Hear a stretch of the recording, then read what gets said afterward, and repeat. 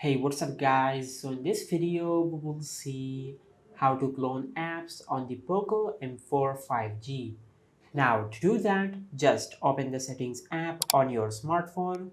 From here just scroll down and tap on apps. From here just tap on dual apps and tap on create.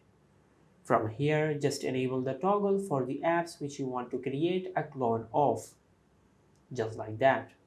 Now just wait for a few seconds for your smartphone to create a clone of the app which you have selected.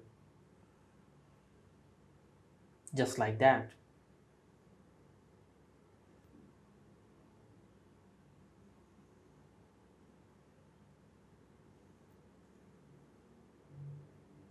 Now if you go to your home screen and open the app drawer, you will find the apps which we have created a clone of.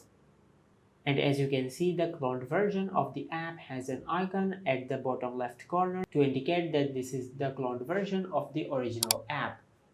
And this is how you can clone apps on the Poco M4 5G. If you found this video helpful, please like the video and subscribe to our channel and hit the bell icon to get notified when we upload a new video.